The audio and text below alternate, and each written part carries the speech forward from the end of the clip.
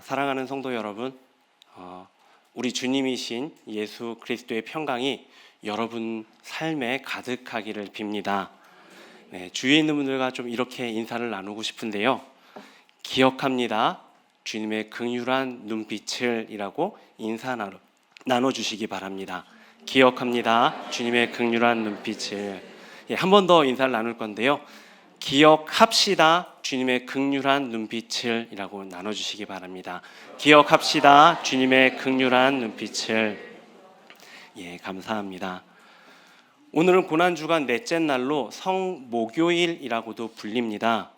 이날 예수님은 제자들과 마지막 만찬을 가지셨고 그 자리에서 제자들의 발을 닦아주셨지요. 또 이후 감람산에서 기도하신 후 잡히시는 그런 일들이 일어났기 때문입니다.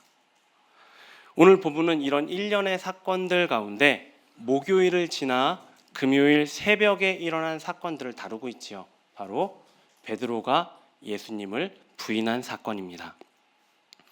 방금 우리가 읽은 본문은 베드로가 예수님을 부인하는 마지막 장면인데 이 전체 내용을 살펴보면 이렇습니다.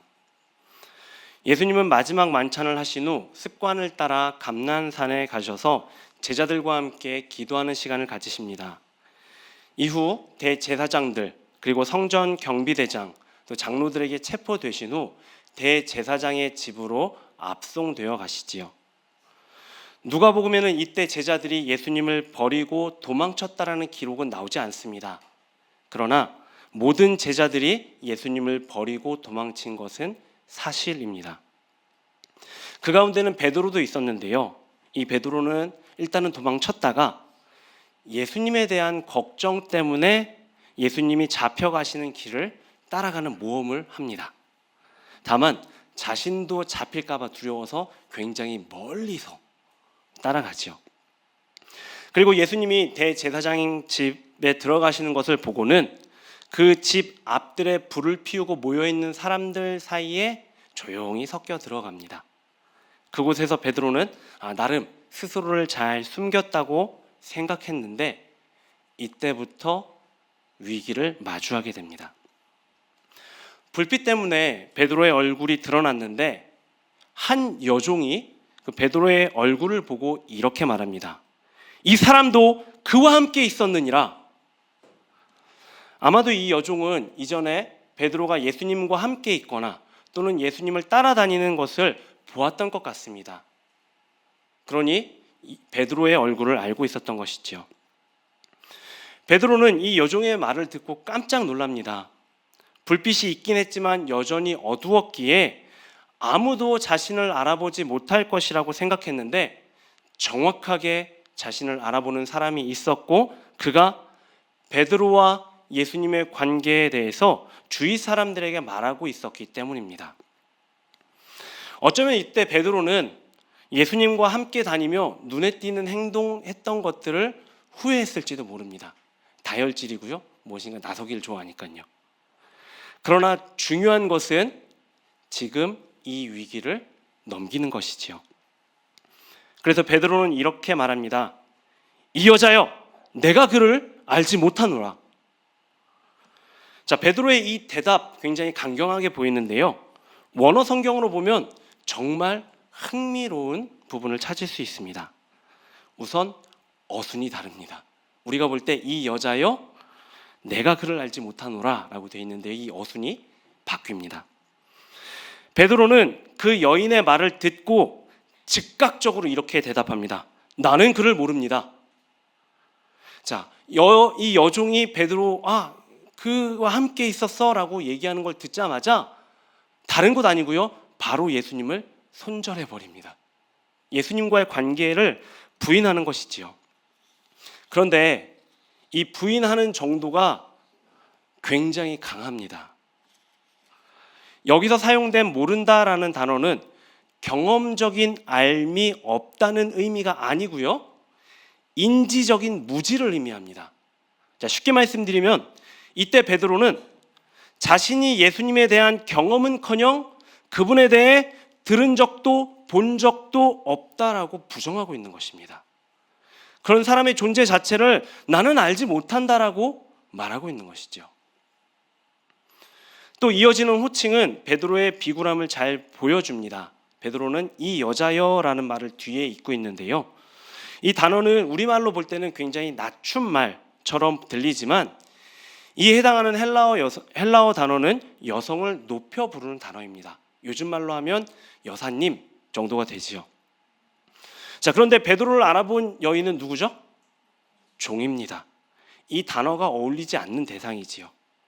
그럼에도 베드로는 혹 예수님과의 관계를 이 여종이 파고들까 봐 자극하지 않으려 하죠. 굉장히 공손하게 말하고 있는 것입니다. 자, 이렇게 첫 번째 위기를 넘긴 베드로는 살짝 자리를 옮깁니다.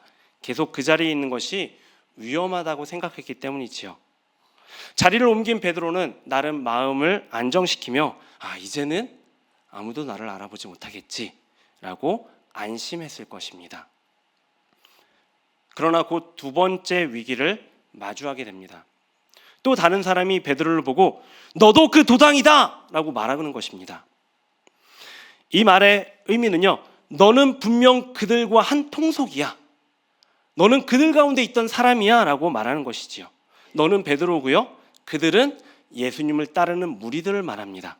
바로 예수님을 따르는 사람들 가운데 너도 속해 있었잖아 라고 말하고 있는 것이지요. 이에 베드로는 이렇게 대답하지요. 이 사람아, 나는 아니로라. 자신은 예수님을 따르는 사람들과 한 통속이 아니다라고 말합니다. 나 예수님하고 아무 상관없는 사람이야. 이것을 한 번 더 확인하며 분명히 말하는 것이지요. 이렇게 베드로는 예수님을 두 번째로 부인하며 직면한 위기를 넘어갑니다. 그러나 1시간 뒤에 세 번째 위기를 겪게 되지요. 또 다른 한 사람이 이번에는 큰 확신을 가지고 이렇게 말합니다. 이는 갈릴리 사람이니 참으로 그와 함께 있었느니라. 베드로에게서 갈릴리 출신이라는 티가 났던 것 같습니다. 혹시 사투리일 수도 있고요, 어떤 다른 옷일 수도 있는데, 이 셋째 사람은 그것을 인식하고 나서 더불어 예수님 또한 갈릴리 출신이라는 점을 생각해냅니다. 이 접점을 통해 베드로가 예수님과 함께 있었다고 확신을 가지고 주변 사람들에게 말하고 있는 것이지요. 그러자 베드로가 이렇게 대답합니다. 이 사람아, 나는 내가 하는 말을 알지 못하노라. 자, 이 말은요, 베드로가 이 셋째 사람이 한 말의 의미를 모른다라는 것이 아니지요. 이 대답은 베드로 자신이 예수님과 함께 있지 않았다라는 것을 의미하는데요. 여기에서도 처음에 예수님을 부인할 때 사용된 그 헬라어 단어, 모른다라는 단어가 사용됩니다. 곧 자신은 예수님과 함께 한다는 것은 꿈에도 생각지 않았고 전혀 상상하지 않았고 그거는 있을 수도 없는 일이다라는 의미를 이 안에 지니고 있는 것입니다. 베드로는 자신이 예수님과 아무 관계가 없다는 것을 강하게 주장하며 예수님을 부인하지요. 그러므로 이 세 번째 마지막 위기를 넘기게 됩니다. 그런데 이 세 번째로 예수님을 부인할 때 바로 이 친구가 등장을 합니다. 뭐죠? 네, 닭입니다. 네, 이걸 위해 특별히 샀습니다. 다음번에도 한번 쓸 건데요. 자, 베드로가 세 번째 부인할 때에 닭의 울음소리를 듣게 되지요. 아마도 단순히 새벽을 알리는 울음소리였을 것입니다. 그러나 이 울음소리로 인해 베드로는 불과 몇 시간 전에 자신이 했던 다짐과 예수님의 예언을 상기하게 됩니다. 오늘 본문에 앞서 있는 누가복음 22장 7절 이하를 보시면 예수님은 제자들과 마지막 만찬을 가지시는 것을 볼 수 있습니다. 이 자리에서 예수님은 제자들에게 너희 가운데 한 사람이 나를 팔 것이다라고 말씀하셨습니다. 자, 이 말을 들은 제자들이 어떻게 반응을 할까요? 예수님, 누가요? 너냐? 이런 식으로 서로 묻기 시작합니다.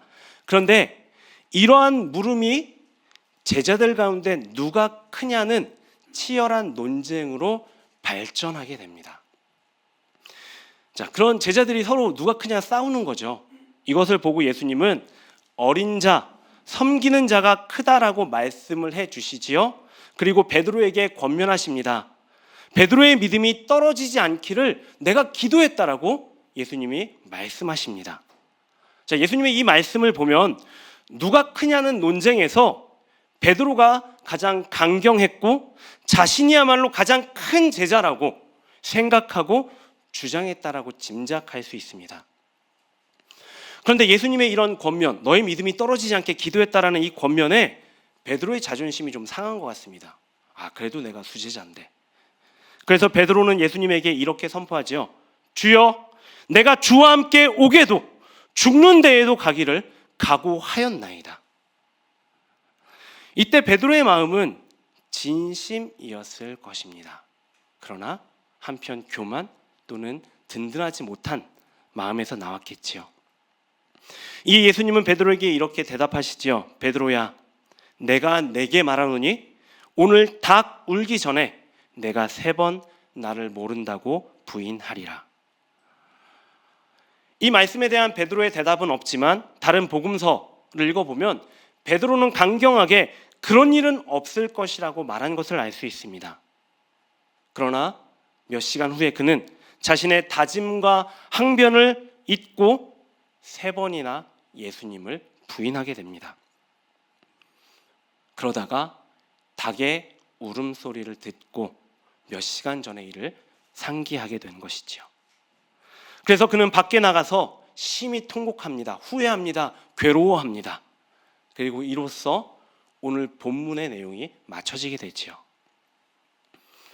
자, 그런데 누가는 이 사건 끝부분에 다른 복음서에는 없는 특별한 내용을 기록하고 있습니다. 바로 닭이 울었을 때 예수님이 돌이켜 당신을 부인하고 있는 베드로를 보셨다는 기록입니다. 예수님은 베드로가 어디에 있는지 이미 알고 계셨던 것이지요. 그리고 예수님의 시선은 아마도 일방적인 시선은 아니었을 것입니다. 그 소리를 닭이 울 때 예수님이 베드로를 보셨고 그 닭의 울음소리를 들은 베드로 또한 얼마 전 일이 생각나서 예수님을 향해 그의 시선을 돌렸을 것입니다. 그렇게 이 둘의 시선은 마주치게 되었겠지요. 왜 누가는 다른 복음서에는 없는 예수님의 시선을 기록하고 있을까요? 이 사건을 통해 무엇을 우리에게 전하고 싶었을까요? 또 예수님은 어떤 눈빛으로 베드로를 바라보셨고 베드로는 예수님의 시선에서 무엇을 보았을까요? 혹 예수님은 옥이나 죽음까지도 함께 하겠다고 했지만 죽는 곳은커녕 감옥으로부터도 먼 곳에서 예수님을 부인한 베드로를 경멸의 눈빛으로 보셨을까요? 또는 예수님이 말씀하신 것에서 벗어나지 못하는 베드로를 보시며 야, 너는 역시 한심하다. 이런 눈빛으로 베드로를 바라보셨을까요?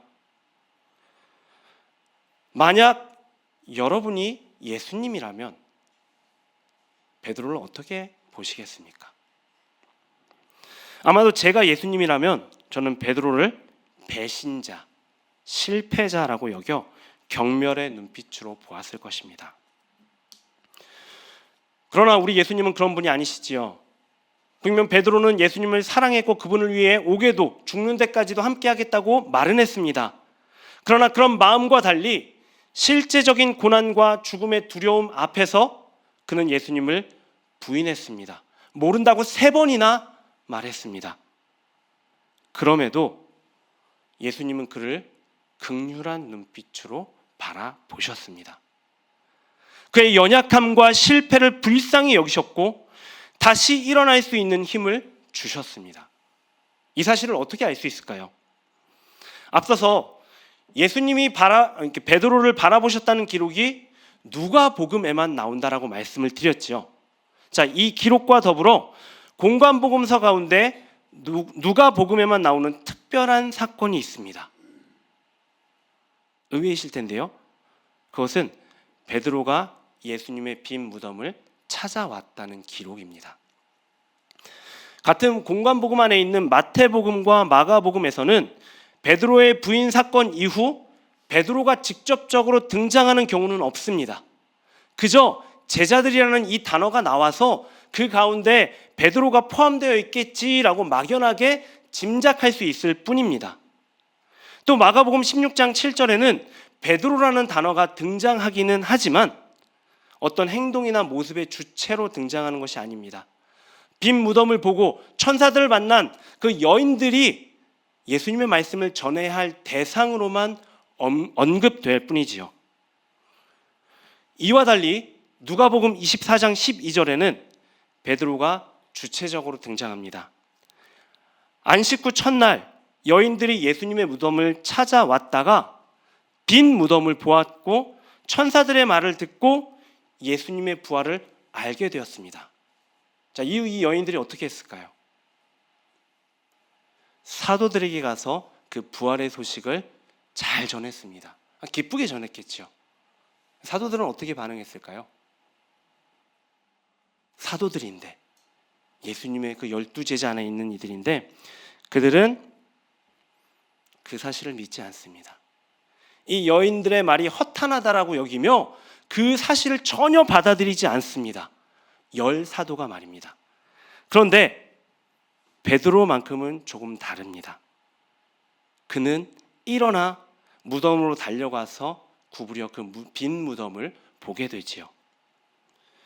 같은 사도들인데 왜 그들 사이에 이런 반응의 차이가 나타났을까요? 다른 사도들은 부활의 소식을 믿지 않았는데 베드로는 왜, 어째서 그 무덤으로 달려갈 수 있었을까요? 앞서 성만찬 그 자리에서 내가 가장 큰 제자야 라고 주장했기 때문일까요? 아니면 다혈질인 그의 성격 때문일까요? 아니면 예수님을 부인했지만 그래도 통곡했기 때문일까요? 이 모든 것이 그 이유가 되지 않음을 우리는 잘 압니다. 도대체 베드로는 자신이 철저하게 부인한 예수님의 무덤을 찾아갈 용기가, 또 그런 염치가 어디에서 났을까요? 저는 그 이유를 예수님이 베드로를 바라본 눈빛에 있다고 봅니다. 베드로는 다른 제자들과 달리 예수님이 체포되어 가시는 길을 따라가긴 했습니다.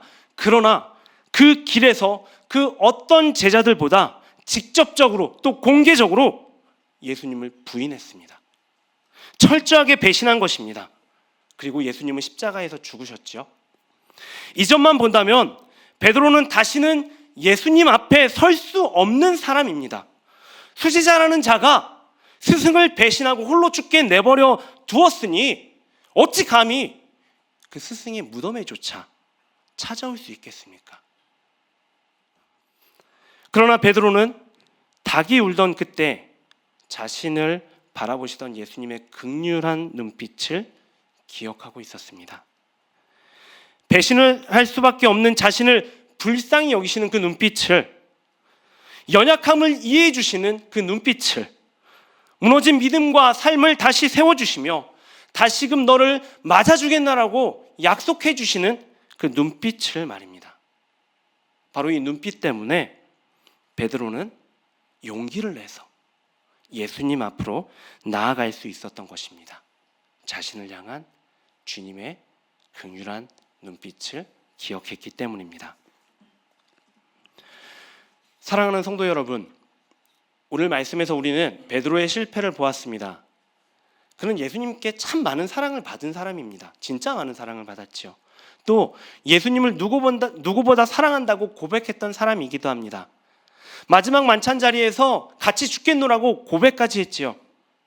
그러나 막상 위기를 마주하자 나는 그를 모른다고 빠르게 그 관계를 단절해버립니다.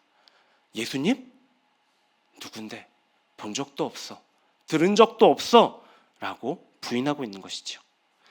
제자라는 이름만 가졌지 믿음도 없고 염치도 없고 용기도 없는 모습입니다. 그런데 왜 베드로의 이런 모습이 우리에게 낯설지 않을까요? 본문에서 베드로가 예수님을 부인하는 그런 모습들이 왜 이리 우리에게 익숙할까요? 우리가 혹 본문에 나온 베드로와 너무 닮아있기 때문은 아닐까요? 우리는 예배 자리에서 주님을 사랑한다 고백합니다. 하나님께 헌신하겠다 간절히 기도합니다. 눈물로 찬양하기도 하죠. 하나님의 뜻대로 살아가며 하나님의 식과 법을 따르며 보이지 않는 성전을 지어가겠다고 결단합니다. 모든 순간 예수님을 닮아가고 고난의 길, 십자가의 길을 걸어가겠다라고 다짐합니다. 그러나 일상의 자리로 돌아간 우리의 모습은 어떻습니까? 세상에서 만나는 사람들의 시선이 부담스러워 내 신앙을 감추고 계시지는 않습니까? 내가 잘 보여야 할 사람들과의 관계가 불편해질까 봐 믿음에 있어서 침묵하고 계시진 않습니까? 조금이라도 불이익이 있을 것 같으면 예수님의 제자라는 것을 감추고 계시진 않습니까?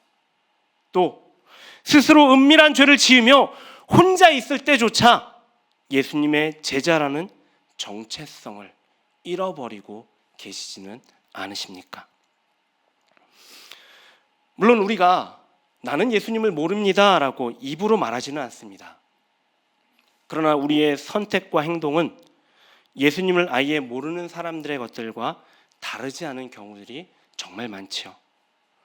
그렇게 우리는 베드로와 같이 예수님을 부인하는 삶을 살아갑니다.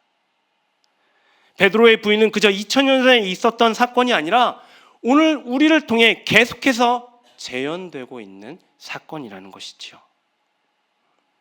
자, 그렇다면 예수님을 부인하는 사건이 오늘 나에게, 여러분에게 벌어진다면 여러분은 어떻게 반응하십니까? 혹 베드로처럼 그저 괴로워하고 슬퍼하기만 하십니까? 또는 반복되는 부인과 실패의 자포자기에서 에이 어차피 또 실패할 거 그냥 이렇게 살지 라고 반응하십니까? 이 두 가지 반응 모두 예수님이 바라시는 것이 아니지요. 예수님이 바라시는 반응은 통곡을 넘어 다시금 예수님 앞에 나아오는 것입니다. 사실 베드로는 예수님 앞에 나올 수 없었습니다. 그의 통곡도, 그의 결단도, 그의 뉘우침까지도 그를 예수님 앞으로 인도할 수 없었습니다. 그럼에도 베드로가 예수님 앞에 나오게 된 것은 예수님이 그에게 보여주신 긍휼한 눈빛 때문이지요. 우리도 그렇습니다. 2000년 전 베드로에게 긍휼한 눈빛을 보여주신 예수님은 오늘 같은 죄를 짓고 있는 우리를 향해서도 여전히 긍휼한 눈빛을 보여주고 계십니다. 왜 그러실까요? 우리가 뭐 별 볼 일 있다고요? 우리가 뭐 대단하다고요? 그 답이 히브리서 4장 15절에 나오는데 이 말씀 우리가 함께 읽겠습니다. 우리에게 있는 대제사장은 우리의 연약함을 동정하지 못하실 이가 아니요 모든 일에 우리와 똑같이 시험을 받으신 이로되 죄는 없으시니라. 이유가 이것입니다. 예수님이 우리의 연약함을 정말 깊이 이해하고 계시기 때문입니다. 그래서 우리의 연약함을 아시고 우리의 부족함을 아시고 우리를 불쌍히 여겨주시는 것입니다. 우리에게 긍휼을 베풀어 주시는 것이죠. 자, 그렇다면 예수님이 우리에게 긍휼을 베풀어 주고 계시다는 그 증거가 무엇일까요? 접니다. 그리고 이 자리에 앉아 계신 여러분 각자고요. 또 온라인으로 예배 자리에 참석하고 계신 모든 분들입니다. 이 시간 우리가 하나님께 담대히 나와 예배할 수 있는 것, 말씀을 전하고 말씀을 들을 수 있는 것, 함께 찬양하고 기도할 수 있는 것이 그 증거입니다. 우리가 계속해서 주님을 부인하고 죄를 짓고 있음에도 여전히 하나님 앞에 나올 수 있다는 것, 바로 이것이 예수님이 지금도 우리를 긍휼한 눈빛으로 바라보고 계시다는 부인할 수 없는 증거인 것이지요. 그렇게 이제 우리는 기억해야 합니다. 바로 주님의 긍휼한 눈빛을 말입니다. 믿음으로 사는 것에 계속해서 실패하더라도 우리로 하여금 여전히 주님 앞에 나올 수 있게 하는 그 눈빛을 기억해야 합니다. 그럴 때 우리는 실패를 정당화하거나 좌절하지 않고 계속해서 주님 앞으로 돌아올 수 있습니다. 은혜의 보좌 앞으로 담대히 나아갈 수 있는 것이지요. 더불어 이런 긍휼한 눈빛을 받은 우리가 잊지 말아야 할 중요한 것이 하나 더 있습니다.